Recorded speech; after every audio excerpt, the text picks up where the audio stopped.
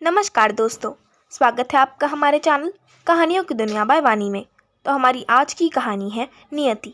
तो चलिए शुरू करते हैं। सड़क सिंहपुर गांव से होकर गुजरती थी। श्यामलाल का घर सड़क के किनारे ही था। वो रिटायर्ड प्रोफेसर थे और तन्मय के बड़े भाई के ससुर। सेवानिवृत्त होने के बाद गांव में रहने के लिए नौकरी में रहते हुए ही गांव में शानदार घर बनवा लिया था। नरोत्तम लाल उनसे 10 साल छोटे थे। वो एक राष्ट्रीयकृत बैंक की पास की शाखा में प्रबंधक थे और गांव में ही रहते थे। श्यामलाल को 2 संतानें थीं, एक लड़का और एक लड़की। तन्मय की भाभी। नरोत्तम को केवल लड़की। बिट्टन जम्मू जाने वाली ट्रेन आज 5 घंटे विलंब हो गई। प्लेटफॉर्म पर बोर होने की बजाय वो सिंहपुर आ गया। गांव से भावनात्मक लगाव था उसका। दिल की धड़कनें बढ़ गईं, स्मृतियां ताज़ा हो उठी। 1 दशक बाद यहाँ आया था। सिंहपुर उजड़ी बस्ती की तरह लग रहा था। इक्का दुक्का लोग ही दिखाई दे रहे थे। द्वार पर गाय, गोरू और 2 कुत्ते के सिवा कोई न था। तन्मय दालान में चला आया। दीपक पढ़ रहा था। वो उसकी भाभी का भतीजा था। बड़ा हो चुका था। उसने पहचान लिया, पाँव छुआ और आने की खबर देने घर में चला गया। तन्मय ने बैग रख दिया और सोफे में धंस गया। आंखों को राहत देने के लिए आंखें मूंद ली। तन्मय, अपनत्व भरा संबोधन। आवाज कान के पर्दे से टकराई। उसने आंखें खोली, हड़बड़ा कर उठ बैठा। जिससे मिलने आया था वो सामने थी, बिट्टन, हाथ में पानी का ग्लास। तन्मय को झटका लगा। कितनी दुबली हो गई है, मरियल और बीमार सी, मुखमंडल कांतिहीन और पीला। उसने मन ही मन सोचा, ये वो बिट्टन तो नहीं है। वो तो तंदुरुस्त थी, उसमें अल्हड़पन था, चंचलता थी, शोखी थी। तुम? हाँ मैं। कैसे हो तुम? मैं तो ठीक हूँ, लेकिन तुम मुझे ठीक नहीं लग रही हो। तुम्हारे मन का भरम है। तुम्हें कहाँ कोई ठीक लगता है। लो पानी पी लो, प्यास लगी होगी। हाँ, प्यास तो लगी है। उसने ग्लास का पानी ले लिया और गटागट पीने लगा। सहसा उसने पाँव में स्पर्श महसूस किया। बिट्टन पदधूलि लेकर आ रही थी। ये क्या कर रही हो? पदधूलि ले रही हूँ, बिट्टन बोली। तुमसे छोटी हूँ, चरण स्पर्श तो कर ही सकती हूँ।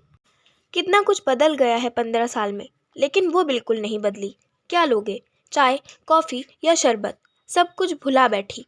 अरे हाँ, तुम्हें तो केवल दूध में अदरक, इलायची और हरी चाय पत्ती डालकर बनी चाय बहुत पसंद है। वो खामोश हो गई। सचमुच उसमें 15 सालों में तनिक भी बदलाव न आया। तन्मय ने सोचा, आदमी कहाँ बदलता है, वो तो हमेशा बच्चा ही रहता है, निस्वार्थी बच्चा।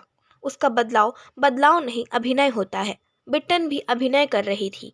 जब पहली बार बिट्टन से मिला था तो बीए अंतिम वर्ष में थी, वो खुद इंजीनियरिंग के अंतिम वर्ष में। उनमें खूब शरारत होती थी। बिट्टन बाहर चली गई। तन्मय अतीत की ओर खींचने लगा। उस दिन उसकी नींद खुली तो दिन ढल चुका था। वो दिन में नहीं सोता था, पर ना मालूम कैसे नींद आ गई। पूरे 4 घंटे गहरी निंद्रा में सोता रहा। क्या सोच रहा था जब नींद ने अपनी बाहों में भर लिया था? हाँ, वो बिट्टन के बारे में ही सोच रहा था। उसका बिट्टन से नया नया परिचय था।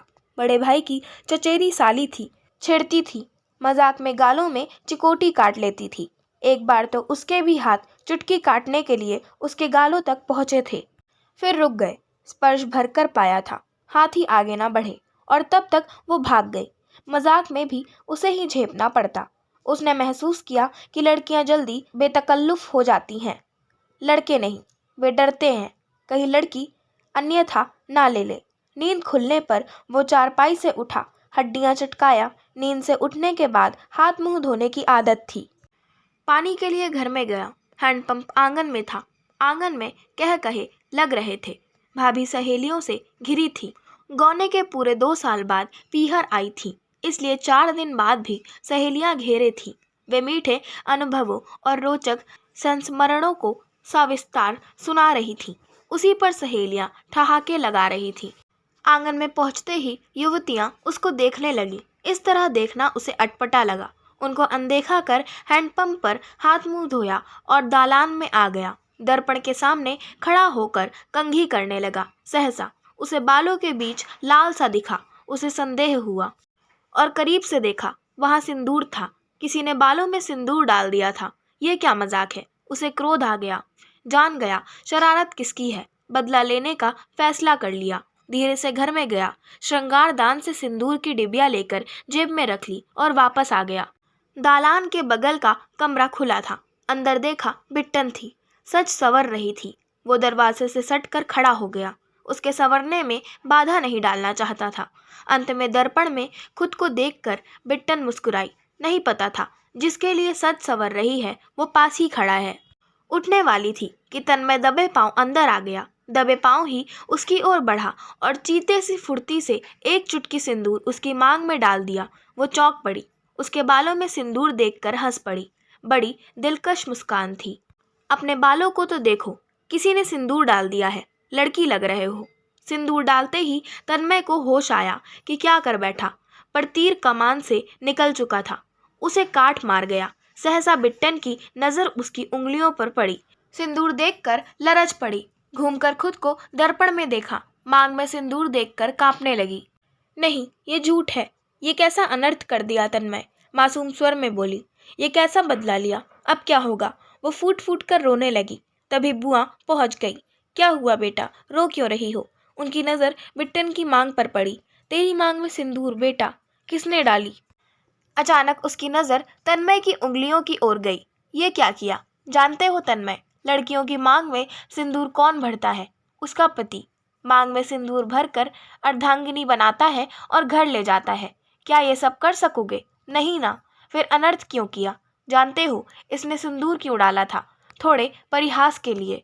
तुम लड़के हो, फर्क नहीं पड़ा, लेकिन तुमने क्यों किया। इसका जीवन नरक कर दिया। तुम भूल क्यों गए कि ये लड़की है। बिट्टन बिलख रही थी। तन्मय ग्लानि से भर उठा।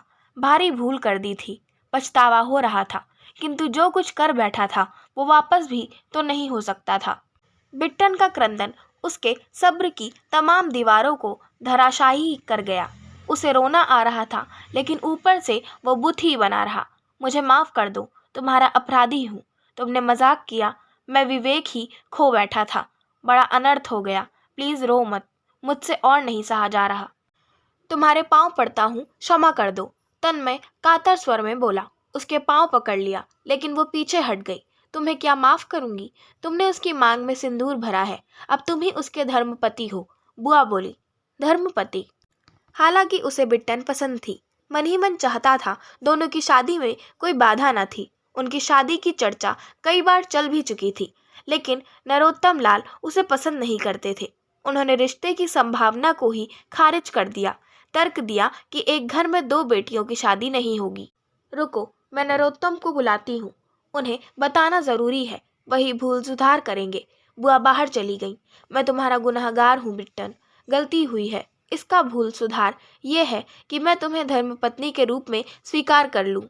हाँ बिट्टन, मेरे जीवन में अब किसी और लड़की के लिए स्थान नहीं। अगर तुम मेरी धर्मपत्नी हो गई तो मैं भी तन मन धन से तुम्हें जीवन संगिनी स्वीकार करता हूँ। संभव है कि तुम्हारे पिता मुझे ना स्वीकारें। अगर उनकी जिद के कारण शादी ना हुई तो मैं आजीवन शादी नहीं करूँगा। व्यस्क हूँ, मुझ पर किसी और से शादी के लिए दबाव कोई नहीं डाल सकता। थोड़ी देर में नरोत्तम लाल पहुँचे। पीछे पीछे बुआ। क्या हुआ बेटा, रो क्यों रही हो। नरोत्तम लाल शांत थे। बुआ ने पूरा वाक्या नहीं बताया था। बुआ चाहती थी कि दोनों की शादी हो जाए, सो उनके लिए ये स्वर्णिम मौका था। पिता को देखकर बिट्टन का सब्र टूट गया। लिपट कर रोने लगी। वो समझ ही नहीं पाए कि मामला क्या है। हमेशा चहकने वाली लाडली रो क्यों रही है। ऐसा क्या हो गया कि लाडली ऐसे रो रही है।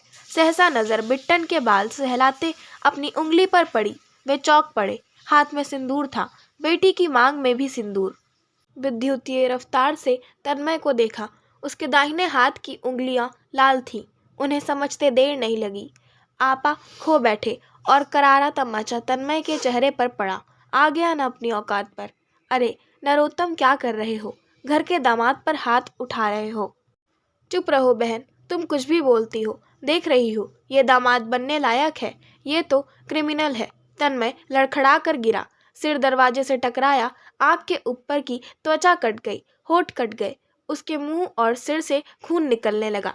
तन्मय बीमारी से उठा था, शरीर भी कमजोर था, होश खो बैठा। तभी भाभी पहुंची। देवर की हालत देखकर उन्होंने उत्पात मचा दिया। घर में कोहराम मच गया। संयुक्त परिवार में दरार पड़ गई। तन्मय डॉक्टर के पास ले जाया गया। मरहम पट्टी कर डॉक्टर ने नींद की गोली दी ताकि दर्द महसूस ना हो। उसके बाद तन्मय रात भर सोता रहा। श्यामलाल को भी लगा कि तन्मय की हरकत पर नरोत्तम की प्रतिक्रिया स्वाभाविक थी। उन्होंने तन्मय व बेटी को भेजने के लिए जीप बुक कर दी। जाते समय परिवार के सभी सदस्य विदा करने आए, लेकिन ना तो बिट्टन थी और ना ही नरोत्तम। लोग खामोशी ओढ़े थे, कोई भी कुछ नहीं बोल रहा था। जैसे ही जीप चली गई, उसकी भाभी फूट फूट कर रोने लगी। पीहर से नाराज होकर अपनी ससुराल जा रही थी। अब ना मालूम कब मायके आना होगा। वो घटना दोनों परिवारों के रिश्ते में गांठ सी बन गई। 3 साल तक कोई संपर्क नहीं हुआ। इस दौरान तन्मय की भाभी न तो मायके गई और न ही मायके से कोई आया। नरोत्तम लाल जिद्दी इंसान थे। बिट्टन इकलौती बेटी थी। वे उसकी शादी बड़े घर में करना चाहते थे, इसलिए तन्मय से रिश्ते के लिए तैयार नहीं हुए। परिजनों ने लाख समझाया, पर वो ना माने। उन्होंने बिट्टन की शादी अन्यत्र कर दी। लड़का राष्ट्रीयकृत बैंक में अच्छी पोस्ट पर था, पर शादी के बाद पता चला कि उसका चाल चलन ठीक नहीं था। नशाखोरी समेत कई बुरी आदतें थीं। शराब पीकर बिट्टन को यातनाएं देता था। बिट्टन भी भारतीय लड़की, लेकिन स्वाभिमानी थी। उस पति के साथ जिंदगी गुजारना असंभव लगा। मायके आई और नरोत्तम लाल को वृत्तांत सुना दिया। नरोत्तम लाल को अपने फैसले पर पछतावा हो रहा था। वो चाहते थे कि बेटी उस शराबी के चंगुल से बाहर आ जाए, इसलिए तलाक का मुकदमा दायर करना चाहते थे। इसी सिलसिले में अदालत जा रहे थे, लेकिन रास्ते में ही उनकी कार को एक ट्रक ने टक्कर मार दी। हादसे में उनकी घटनास्थल पर ही मौत हो गई। बिट्टन पर दुखों का पहाड़ टूट पड़ा। बाल्यावस्था में माँ काल कवलित हो गई थी। अब सिर से बाप का साया भी हट गया। बिट्टन बहादुर लड़की थी, पर उसने उसे बेचारी बना दिया। श्राद्ध में बिट्टन के ससुराल से कोई नहीं आया। इससे बिट्टन और दुखी हुई। पति की बुरी आदतों के बाद भी कहीं ना कहीं उम्मीद थी कि वो बुरी आदतें छोड़ देगा और उनका वैवाहिक जीवन सामान्य हो जाएगा, पर किसी के न आने से निराश हो गई। दिन भर रोती रही। तन्मय ने रोते हुए देखा तो कोलैप्स हो गया।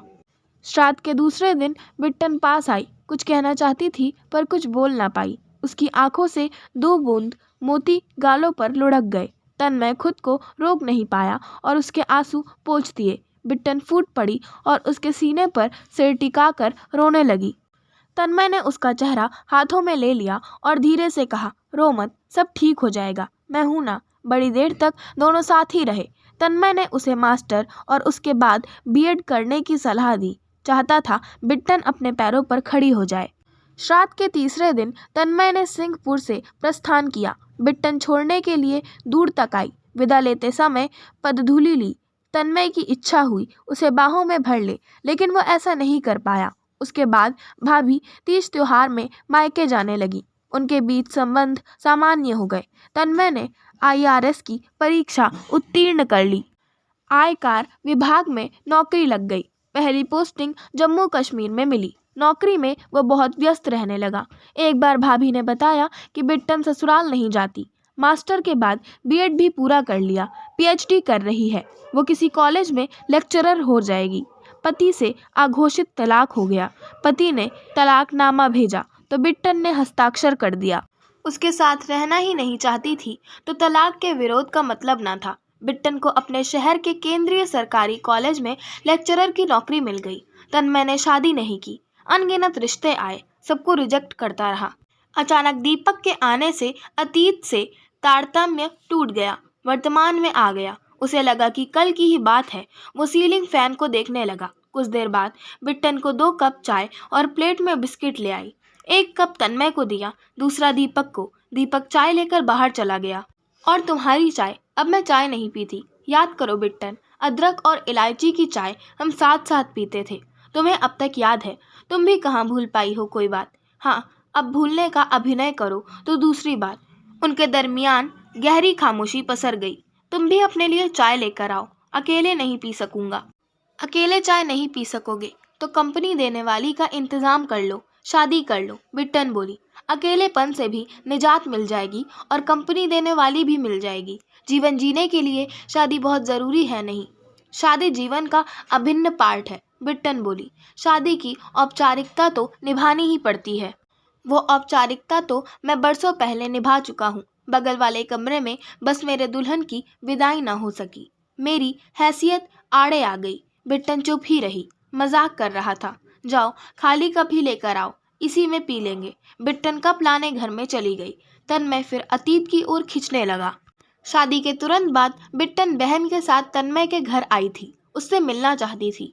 वो उसकी शादी में नहीं गया था। तुम भी शादी कर लो तन्मय। क्यों? सलाह क्यों दे रही हो? सलाह नहीं दे रही हूँ, बस शादी कर लो। अकेलेपन से निजात मिल जाएगी।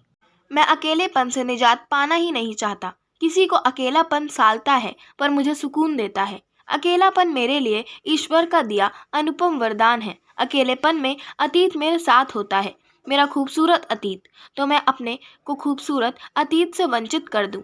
तुमने शादी ना करने का निर्णय ले लिया, लेकिन तुम्हें नहीं पता लड़की ये भी नहीं कर सकती, स्वेच्छा से निर्णय नहीं ले सकती। जब मेरी शादी तय हो रही थी तब मुझे महसूस हुआ कि स्त्री कितनी कमज़ोर और लाचार होती है। मेरी शादी कर दी गई। मुझसे पूछा तक नहीं गया कि मुझे क्या पसंद नापसंद है। रो मत, मैं तुम्हें कभी डूबने नहीं दूंगा।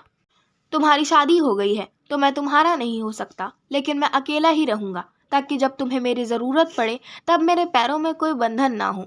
तभी बिट्टन चाय लेकर आ गई और सामने वाली चेयर पर बैठ गई। कब तक रहोगे? आज ही जा रहा हूँ, 2 घंटे बाद ट्रेन है। 4 घंटे का टाइम था, सो तुमसे मिलने आ गया। तुम आओ ना कश्मीर घूमने। बिट्टन कुछ नहीं बोली। चलूँ अब? 1 घंटा तो स्टेशन पहुँचने में ही लगेगा। बिट्टन बोली कुछ नहीं, नज़रें झुका ली। कुछ कहना चाहती थी पर कह नहीं पाई।